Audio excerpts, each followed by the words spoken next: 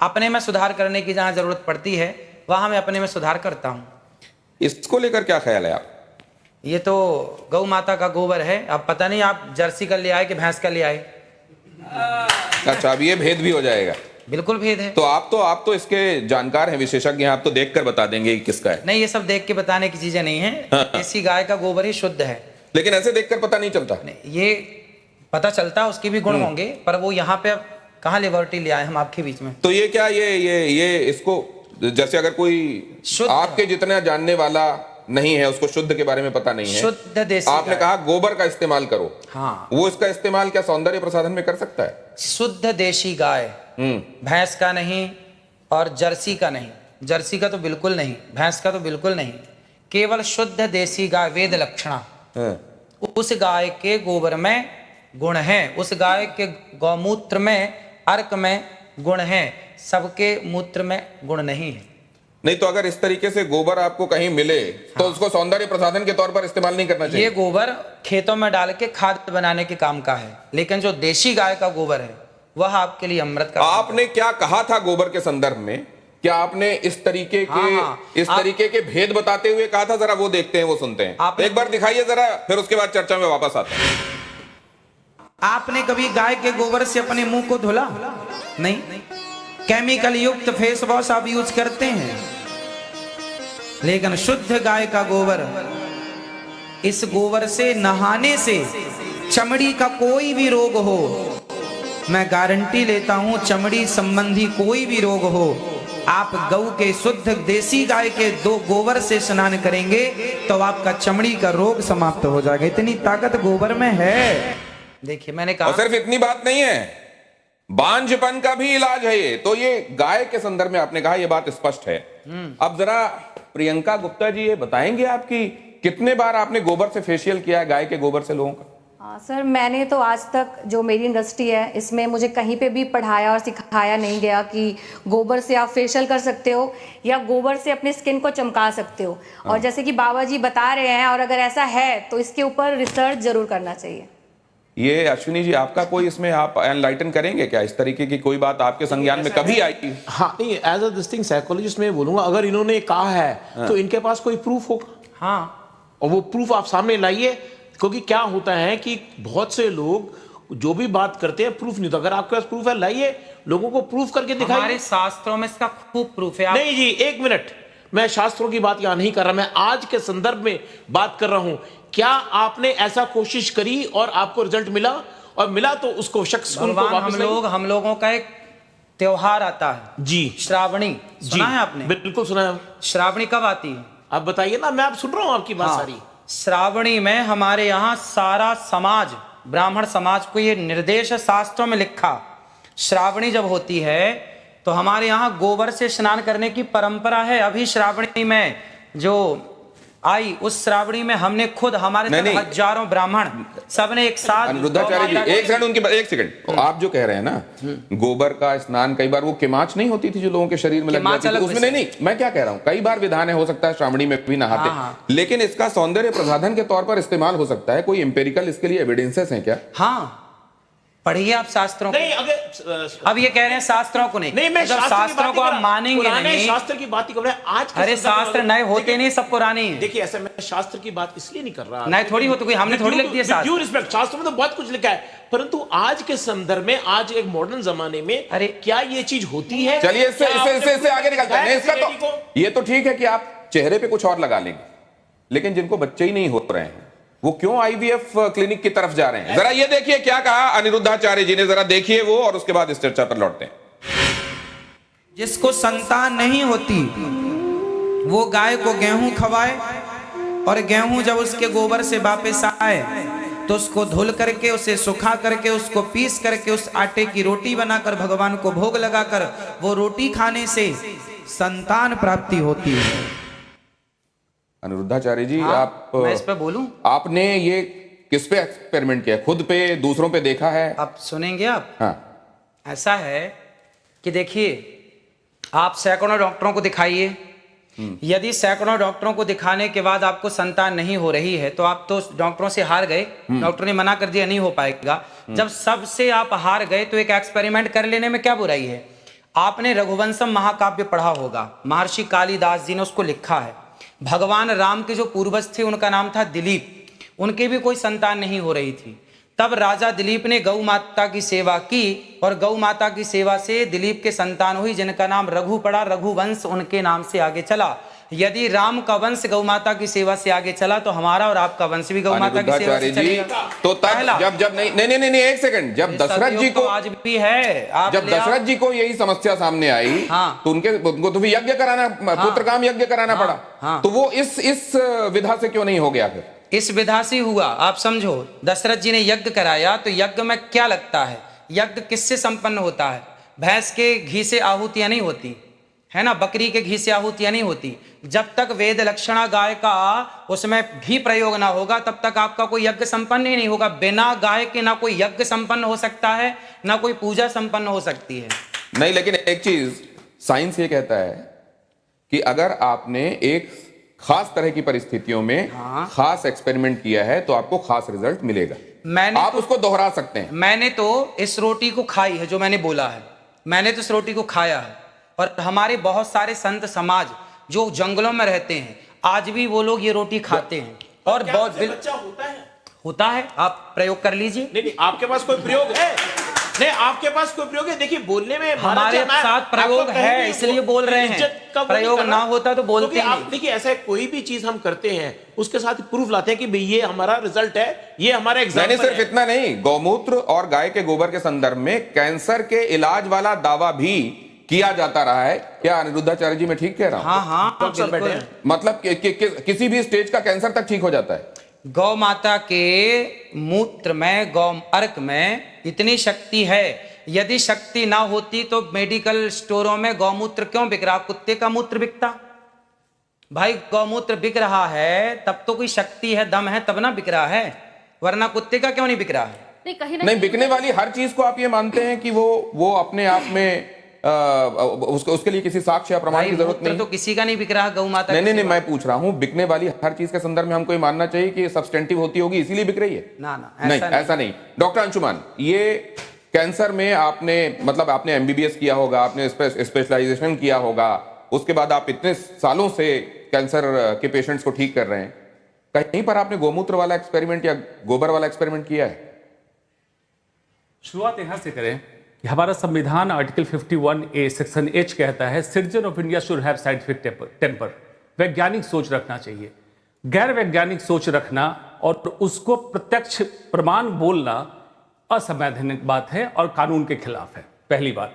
दूसरी बात, जो कैंसर ठीक होने की बात है, चाहे गोबर गाय का हो, भैंस का हो या किसी का हो, गोबर होगा।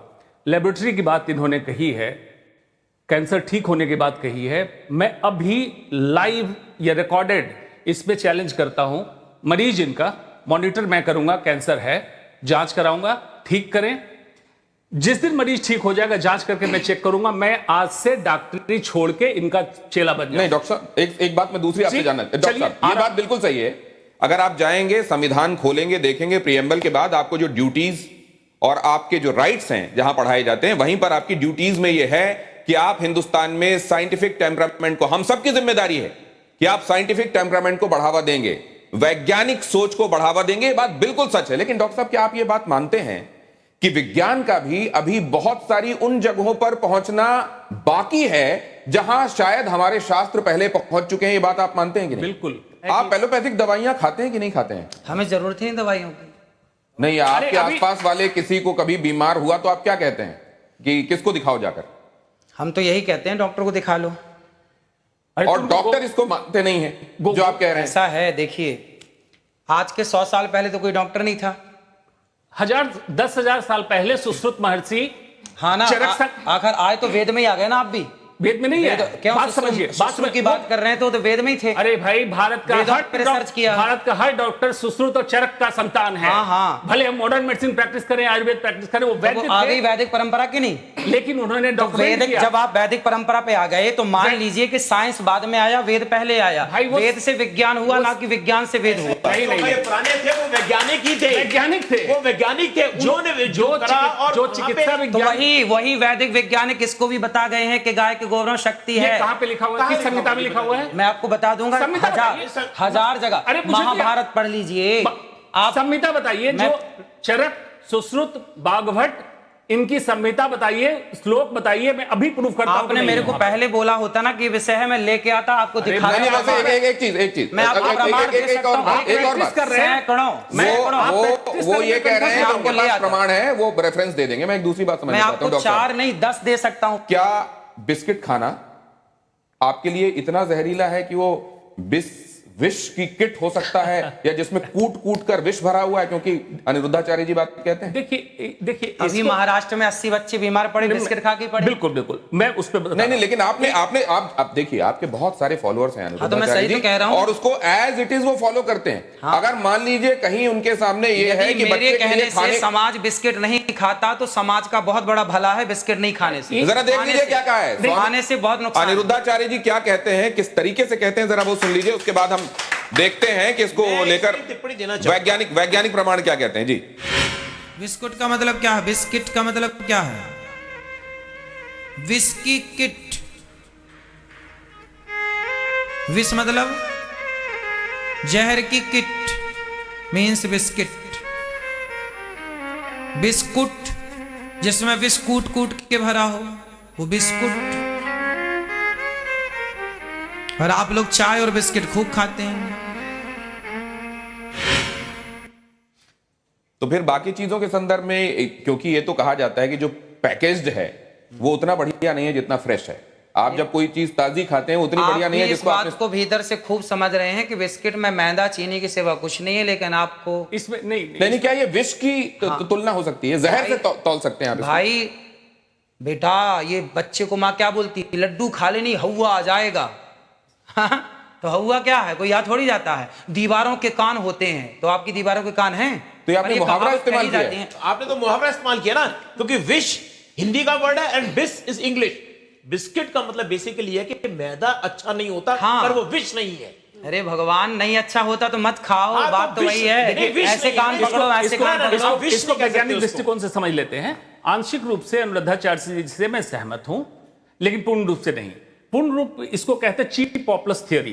कुछ ऐसी कंट्रोवर्सी करो, विष कूट इस टाइप का कुछ करो जिससे आप पॉपुलर हो जाओ। नहीं, पॉपुलर के अलावा आप एक चीज देखिए, बता रहा हूं, आप जब बिस्किट कहते हैं या कुछ लोग उसको बिस्कुट कहते हैं अलग अलग जगहों पर, जब आप वो कहेंगे तो आपको ये सीख दिमाग में आएगी कि ये विष इसके साथ जोड़ा था बिल्कुल अनिरुद्धाचार्य जी ने, और आप उसको खाने से शायद बचेंगे।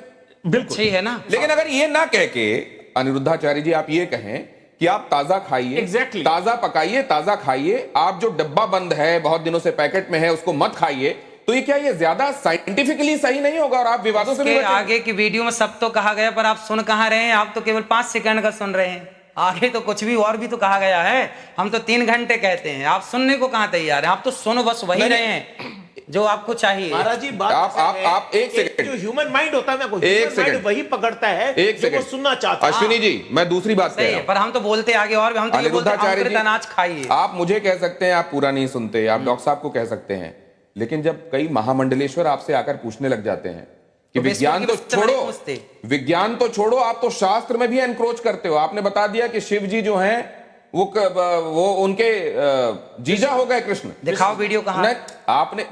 आपने फिर माफी किस चीज की मांगी? भाई कई बार गलती ना होने पे भी माफी मांग लेना समझदारी होती है, ये तो समझो। यदि आपके पास प्रूफ है तो दिखा दीजिए आप।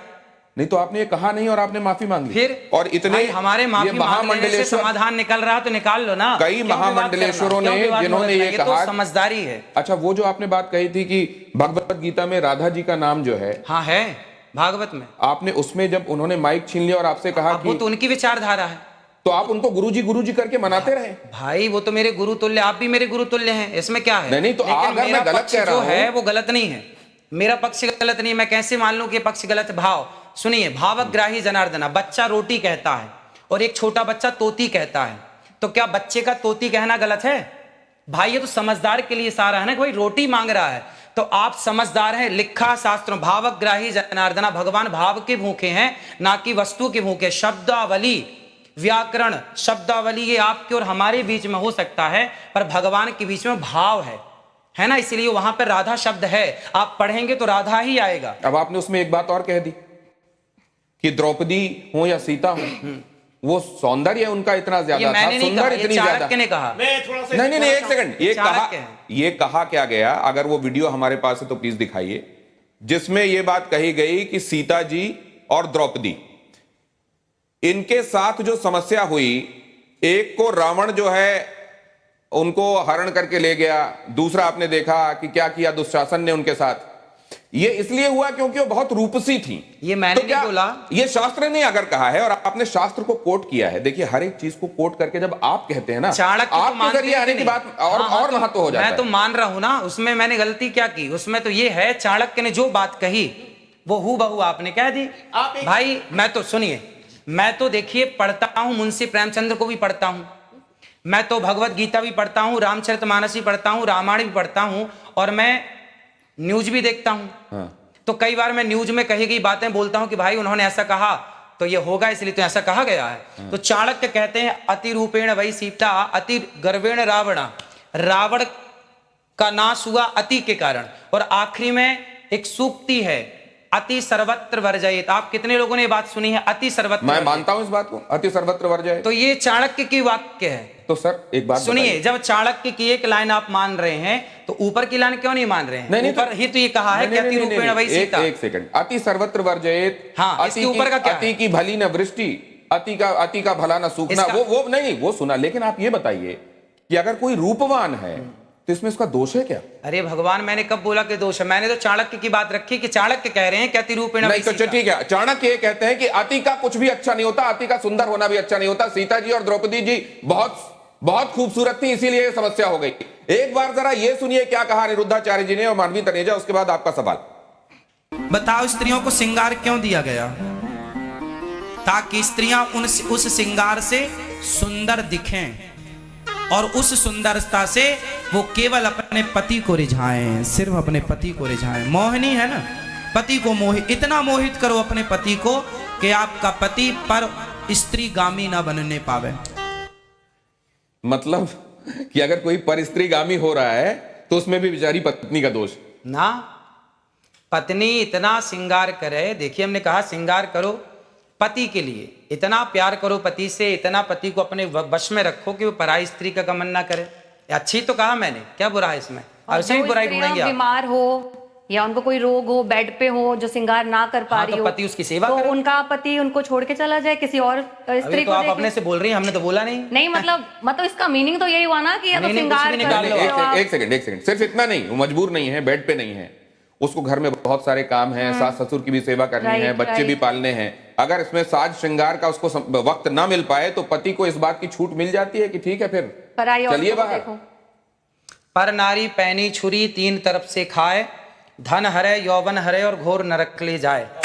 पराई नारी से बच के रहना चाहिए कुल मिला के। मानवी जी से अभी तक बात ही नहीं हो पाई है। सौंदर्य पर कम से कम टिप्पणी का उनको हक जाता है, वो मॉडल भी रही है। मतलब किसी के साथ अगर कोई बहुत रूपसी है और उसके साथ कुछ अनहोनी हो जाए तो दूसरे वाले को ये कहीं से उद्धृत करने का भी एक मौका मिल सकता है कि देखिए वहां पर अमुक जगह ये कहा गया है कि उनके लिए भी सौंदर्य समस्या बन गया था, तो आपके लिए हो सकता है बन गया। नहीं देखिए, मैं तो ये बोलना चाहती हूँ कि मुझे चिंता का विषय क्या है कि इनके बहुत ज्यादा फॉलोअर्स हैं और जिस हिसाब से ये अपना टिप्पणी देते हैं या जिस हिसाब से ये सलाह देते हैं अपने फॉलोअर्स को, तो ये जो अनभक्त है उनको फॉलो करते हैं, तो समाज को ये कहाँ लेके जा रहे हैं, उस चीज का मुझे बहुत चिंता है। दूसरी बात, ये कहते हैं गाय के गोबर से आप फेशियल करें या आप उसका सेवन करें, तो आचार्य जी के हिसाब से तो डर्मेटोलॉजिस्ट नहीं होने चाहिए, स्किन स्पेशलिस्ट होना नहीं चाहिए, क्योंकि वो सारे के सारे इन्हीं के पास आए। इनके हिसाब से कोई कैंसर का डॉक्टर नहीं होना चाहिए। बात आप कह रही हैं, ये क्यों कह रही है बताता हूं मैं। क्योंकि आपने सिर्फ ये नहीं कहा कि गाय के गोबर का इस्तेमाल करोगे, तो आपने ये कहा कि मैं गारंटी देता हूं, मैं गारंटी देता हूं कि त्वचा के समस्त रोग नष्ट हो जाएंगे। और उनका कोई प्रूफ नहीं है, तो इसका मतलब सारे डॉक्टर्स को छोड़ के सारी की सारी महिलाओं को आपके पास आना चाहिए। कहीं ना कहीं आपकी बात में सच्चाई नहीं है, इसीलिए कोई महिला आपके पास नहीं आई है। और जवाब लीजिए ना, जवाब लीजिए। देखो ऐसा है, ये सारी बातें जो हम कह रहे हैं ना, ये अभी आप लोगों के समझ के परे हैं। जब आप शास्त्रों को पढ़ेंगे, सत्संग करेंगे, गाय के बारे में रिसर्च करिए, गाय के बारे में थोड़ा जानिए। भी नहीं होना चाहिए। गाय को आप जानते हैं, जो गाय के बारे में क्या जानते हैं? इतनी बड़ी विडंबना है कि हम अपने भारत देश में बैठकर, जिस देश में मैया भागवत जी में लिखा, आप अभी मांग रहे थे ना, भागवत जी में लिखा है, मैं आपको दिखा सकता हूं प्रूफ।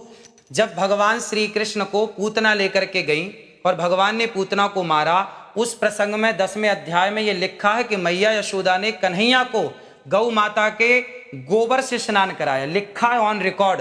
अब विडंबना देखिए कि भारत देश में बैठ करके गौ माता का प्रमाण इस तरह से देना पड़ रहा है। बिल्कुल नहीं, सवाल कुछ और है, आप कुछ और कह रहे हैं। और सुनिए, आपने कहा अनिरुद्धाचार्य जी गारंटी की बात कर रहे हैं। हाँ, गारंटी। तो डॉक्टर्स क्या करेंगे फिर? भैया ने बोला ना कि लिखा हुआ दिखाओ। भागवत जी ले आइए, यदि आपके पास स्टूडियो में हो तो मैं लिखा हुआ दिखा दूं। बात कर लेते हैं, पहले मैं एक बार दे दूं आपकी बात का। इन्होंने कहा लिखा, आप ले आइए, आप ले आइए, आपके पास भागवत जी हो, भागवत जी के 10वां स्कंद खोल लीजिएगा और 6वां 7वां अध्याय खोल लीजिएगा।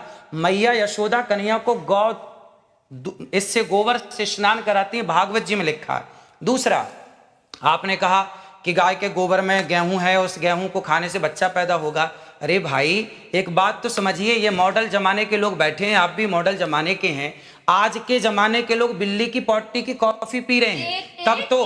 एक महिला ले आइए जिसका आपने इलाज करा हो और आपके ये गाय के गोबर से। जब सुन लीजिए, पहले अभी मैं आपको 10 लाख के खड़ी कर दूं, तो बहुत चलती हैं। जब एक महिला को आपको दिखाना पड़ेगा ना, देखिए प्रूफ तो दिखाना पड़ेगा, सुन लीजिए, क्योंकि आपके जो संगत में बैठे होते हैं, आप ही के लोग होते हैं। सिर्फ इतनी बात नहीं है, उन्होंने एक और बात कही, बिल्ली की पॉटी जिसमें मिली होती है वो कॉफी। मुझे लगता है कि अनिरुद्धाचार्य जी को इस बात को लेकर कोर्ट में इसलिए जाना चाहिए क्योंकि ये सनातन के इस देश में अगर वो कॉफी पी जा रही है तो बड़ा मुश्किल है। लेकिन जरा एक सेकंड, ये महिला एंकर्स भी यहाँ बैठी हुई हैं, पहले मेरी बात पूरी तो होने दीजिए। आज का समाज बिल्ली की पॉटी की कॉफी पी रहा है, इसको क्लियर कर देते पहले। उसको उस कॉफी को पीने में, बिल्ली की पॉटी खाने में आपको कोई ऐतराज नहीं है, पर गौ दूध गौमूत्र पीने में और गौ माता के गोबर से निकले हुए अन्न को खाने में ऐतराज है। ये बड़ी कौन सी कॉफी की बात कर रहे हैं? मैं बता रहा हूं, आपको पता नहीं है, आप रिसर्च कीजिए। नहीं, मैं बता रहा हूं।